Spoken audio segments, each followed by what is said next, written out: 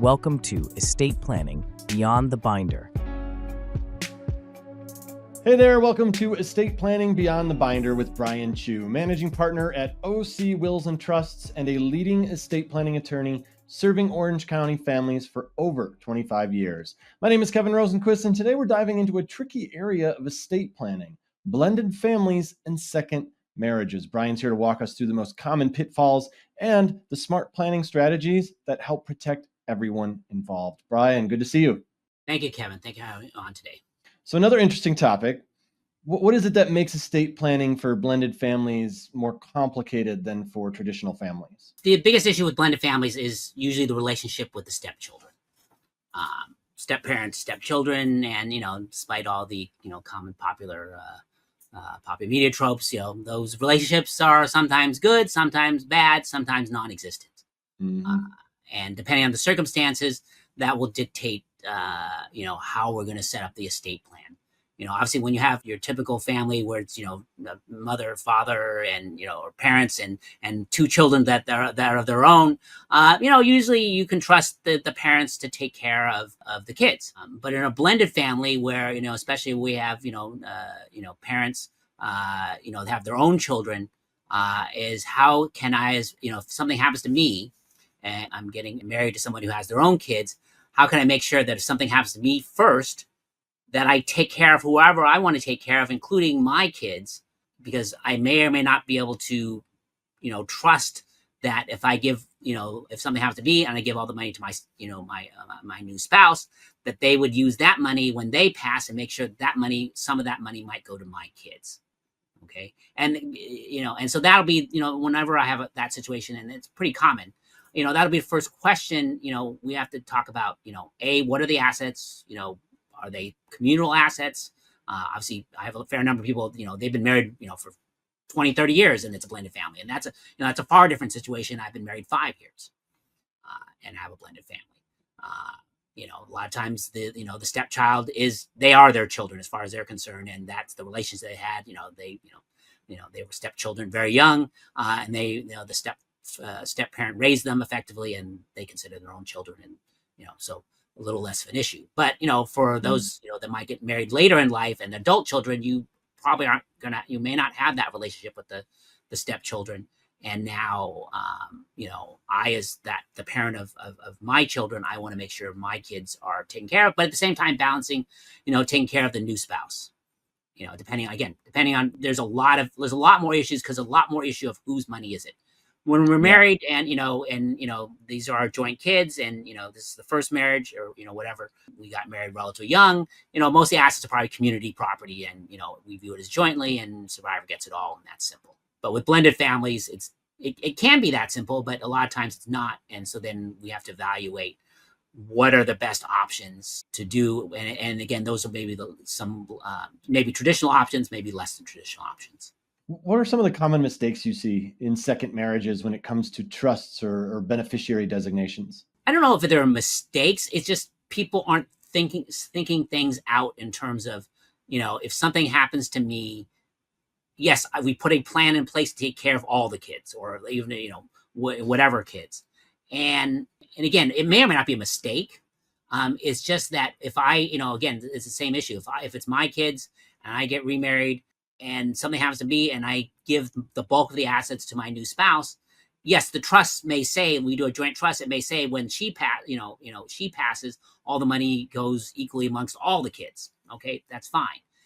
But the reality is that, if that's the case, then the surviving spouse, they can change the trust, because it's revocable trust typically. And now my kids can be taken out. That my spouse at that point has no legal obligation to take care of my kids. And they can do anything they want if I give them the assets. So it's, I would say, I guess if it's a mistake, it's not putting in enough legal protections for my kids. It would be the most common thing. Now, on the other hand, the other mistake, it also go the other way though, is I think the other mistake people make is they say they want their share of the assets to go to their kids. Okay. And that could be, first marriage situation. The question is, does the surviving spouse at that point have enough money to live the lifestyle they've grown accustomed to? Right. Okay. And so that's the other thing. And again, that's where, you point out, and it's not just the short-term cost of, your normal living expenses. What about long-term care, medical, all that kind of stuff? To what extent do you feel it's the responsibility of the whoever dies first to have their assets help take care of that other spouse? And so, yes, it can work the other way around, where if you're just taking care of your own kids or whoever it is you're going to have, if you pass away first, does that leave enough money? And especially when a lot of that money will include the house. So there's ways we can address the house in terms of, how we give, the common scenario is, one spouse comes in, they already have a house.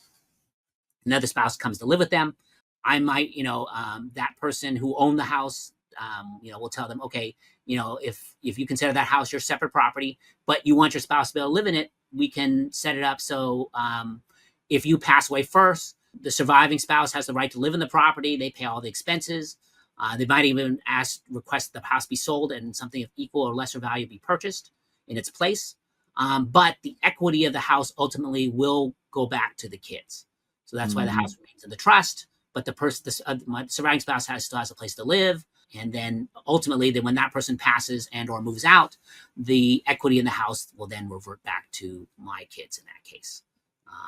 So, that's an example of planning we can do. But a lot of times people aren't thinking about, about the, taking care of, sometimes they're just not take care of everybody they want to take care of in a legally obligated fashion. And that's why I always tell people, and this is even for joint, first marriages is, do you want to legally obligate your spouse to do something, or you want to morally obligate them to do something? Legally is, okay, something's going to happen when if I pass first.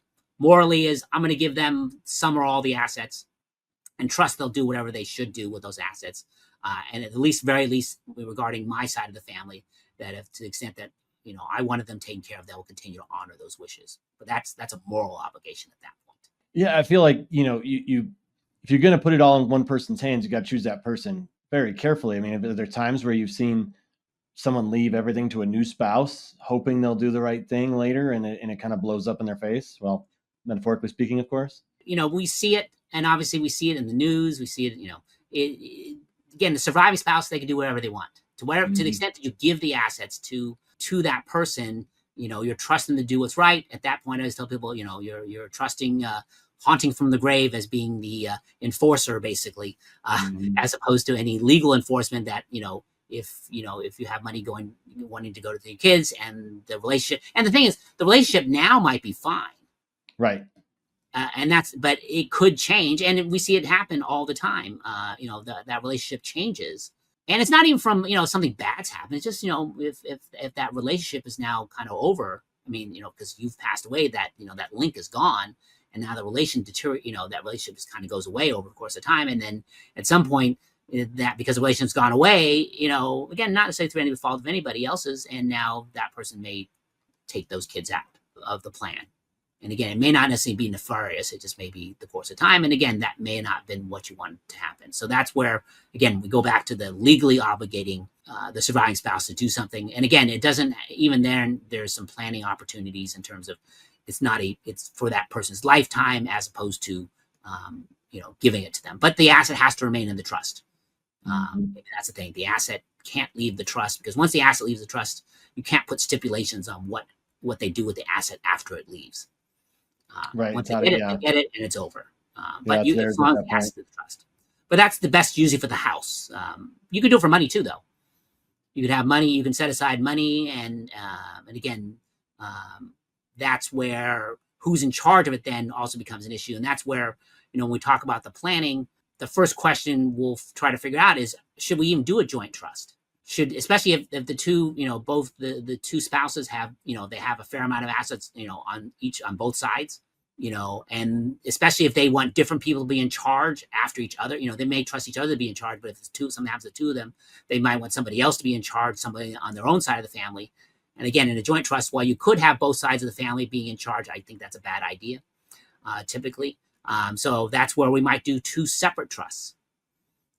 Each spouse will have their own separate trusts. They may co-own things, but then whatever assets, obviously, when that person passes, will, even if the surviving spouse is in charge, their job will be to execute the terms of that single individual trust, and have the assets either go to them, go to the kids, held in trust for the kids, held in trust for the spouse. But that is a, fairly typical way we might deal with, again, especially when both sides have assets they want primarily to go to their side of the family if something happens to them. How do pre or post nuptial agreements play into all this? So it's separate from the estate plan, but your estate plan is your estate is subject to any contract you agreed to, of which prenuptial or postnuptial agreement, that's a contract you agreed to, and it survives you. Thus, your estate is subject to it. Thus, your trust ultimately is subject to it. And ultimately, a prenuptial or postnuptial agreement is mostly about the assets, and it will solve the biggest issue when somebody dies is what was yours. Mm-hmm.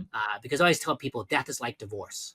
When you pass, if you're married, obviously if you give the surviving spouse everything, doesn't matter whether it's community versus separate property.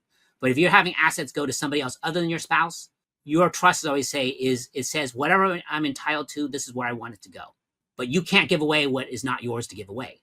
Thus, sure, if something happens to you, if you're giving, let's say, your share of the assets to your kids, okay, it will be a negotiation with your kids and whoever's in charge of the trust, which is probably the surviving spouse. They're going to negotiate just like you would in a divorce. What was community property? What was separate property? At least in California, that's how it would be decided. And in California, if with that person's separate property, they had 100% right to give it to the kids if they want. Okay, for that person. If it's community property, they have the right to give half the community property to the kids. Okay, but again, they'll determine what was separate versus community, and from there, then they can divide it up, just like in a divorce. That's exactly what would happen in divorce. And as I tell people, you do not know what you have until that's figured out. And absent a prenuptial or postnuptial agreement, then the parties who are left will have to figure it out at that time. And just like in a divorce.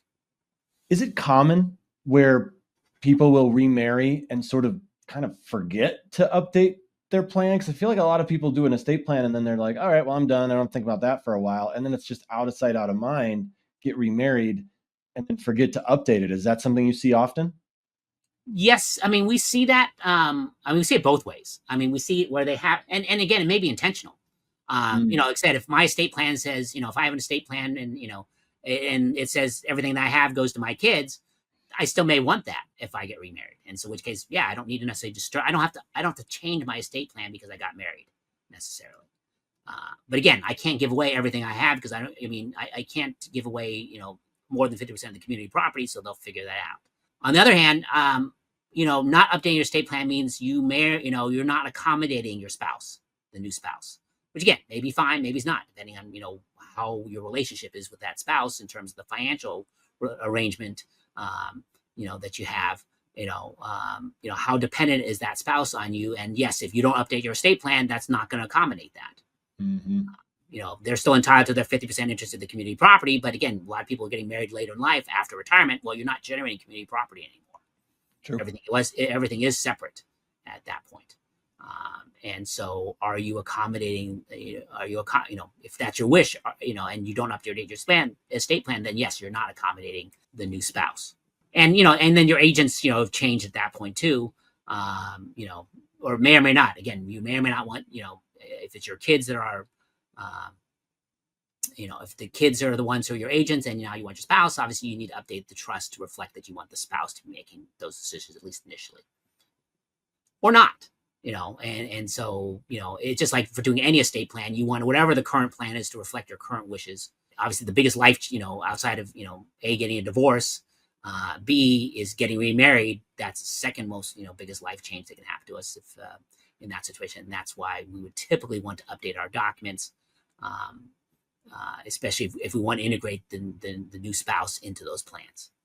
When someone comes to you from a blended family looking for advice on how to prevent family conflict after they're gone, what are some of your best tips? Guys, the first tip is, is figure out A, who you want to take care of, and B, who's going to do that.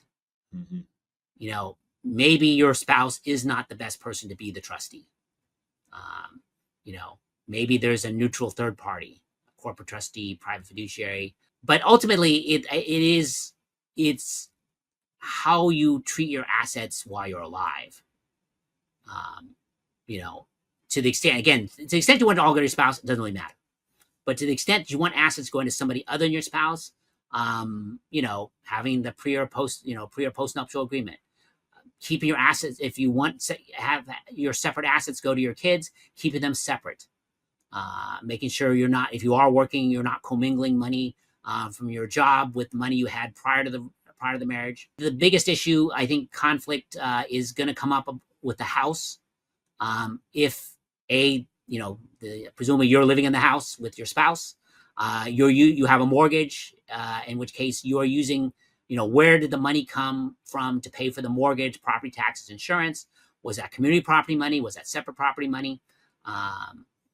And especially if it was community property money, how are you going to work all that out? Because it is very tricky. I would say the house, dealing with the house is the number one issue. Money's, you can kind of figure that out. But the house is the biggest issue. What's going to happen? How long, do you want to give the right to your spouse, spouse to live in the house for 6 months, a year, whatever it is, so that they aren't, they have some transition time. Right. So even if you want the house to go to the kids ultimately within a relatively short period of time, you may want to have a transition period for your spouse. So those are the accommodations. I mean, those are things we discuss. And that's where, again, it's really important. I think you have an attorney who is, in this case, a neutral third party. Okay. We're not allowed to advocate for either side. When we're doing joint planning for a married couple, we're not allowed to advocate for either side. Both people tell us what they're trying to achieve, and we can say, well, this is your options, but we're not advocating for one side or the other. On the other hand, that's also where, we will do the planning for one side only in some circumstances. Then yes, obviously, then obviously if you're wanting to protect yourself, you can't have an attorney who's representing both parties. Right. You need to have an attorney that's only representing you, and just, like in a divorce, is looking out for your interest and what you want, and is advocating for you in that case.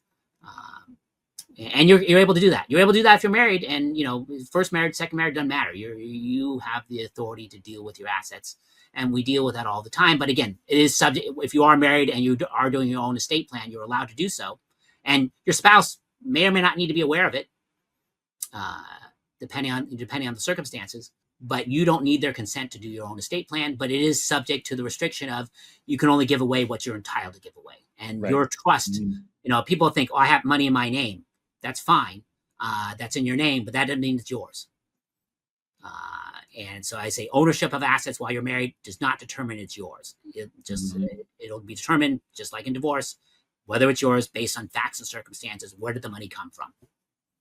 It's separate versus community property. And again, that will be determined your passing. So the best your estate plan can do, which is, the best you can do, is whatever I have, this is where I want it to go. Right. Right. So that's when we're doing single estate plans. But again, if we're doing joint, then it's just to come down to a matter of what am I going to legally obligate each other to do. And depending on the circumstances, I try as an attorney to make sure that whatever is good for one is good for the other. All of my assets is going to go to my kids. Now, some people, especially if they don't have kids, they're fine either way. But especially if both sides have kids, I typically want, try to make it so that it's the agreement is as fair as possible, especially if it's going to be a legal obligation on one side upon the passing of the first spouse. Yeah, I mean, no doubt, every family is unique, and that is especially true with blended families and second marriages. A one size fits all plan won't cut it, but with the right guidance, you can protect your spouse, your children, and your legacy. To learn more, visit ocwillsandtrusts.com. And if you're enjoying the show, be sure to like, subscribe, leave us a review, and we really appreciate it. We'll see you next time. Brian, I really appreciate your time. Looking forward to our next one. All right. Thank you, Kevin. Thanks for watching. Be sure to hit that like and subscribe button and leave us a review in the comments.